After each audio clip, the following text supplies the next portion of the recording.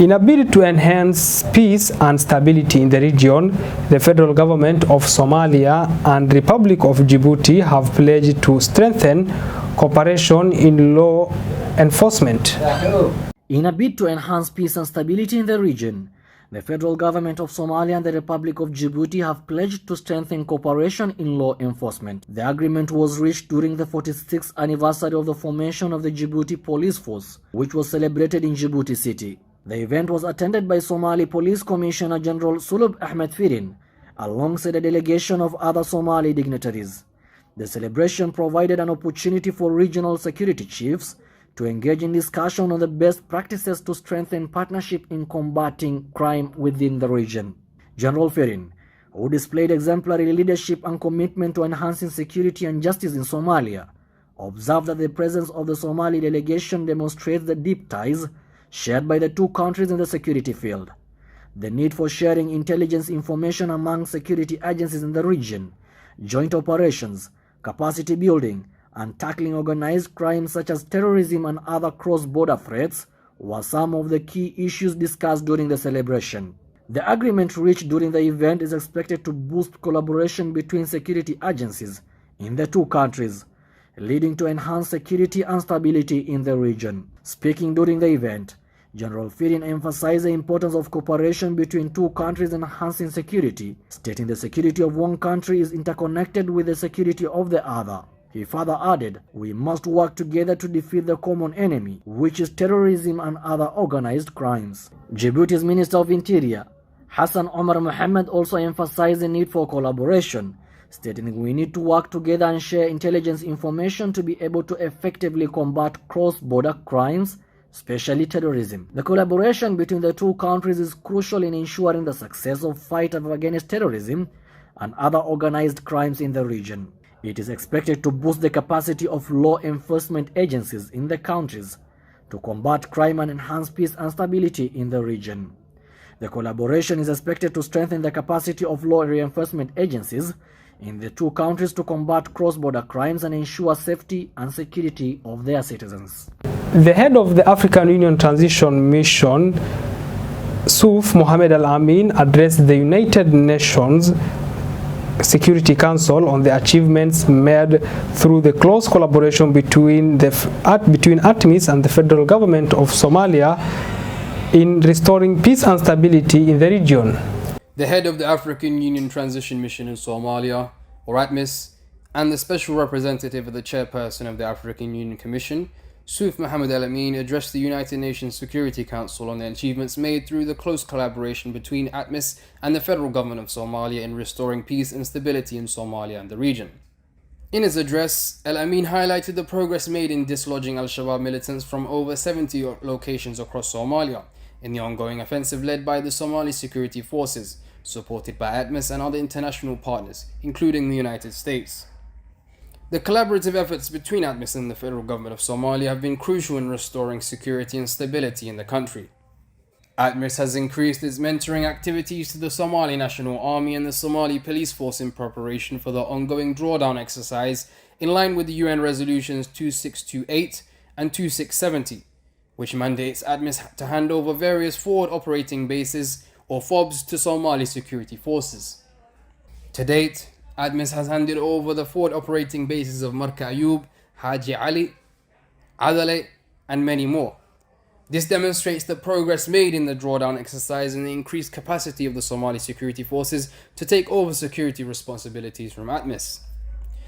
The collaborative efforts between ATMIS and the federal government of Somalia have also seen the successful implementation of the Somali Transition Plan, which aims to gradually transfer security responsibilities to the Somali security forces. The plan is part of the Somali government's efforts to build sustainable peace and security in the country and region. Ambassador El-Amin emphasized the importance of continued support in the ongoing efforts to restore peace and stability in Somalia.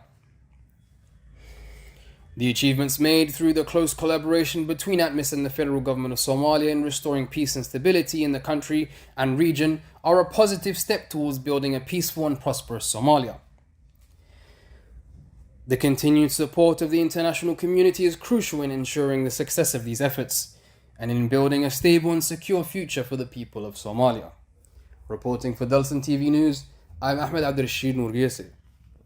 Despite regional and international calls for an end to the fighting, Somaliland forces repeatedly shelled a neighborhood in the battle-scarred town of Las Anod on early Saturday. Despite regional and international calls for an end to the fighting, Somaliland forces repeatedly shelled a neighborhood in the battle-scarred town of Las Anod early on Saturday.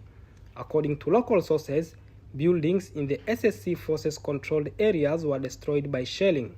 The Somaliland government in the area is opposed by the Sol, Sanaan and Ain SSC faction, which is primarily made up of the Dhulbahante clan, which is allied with Puntland.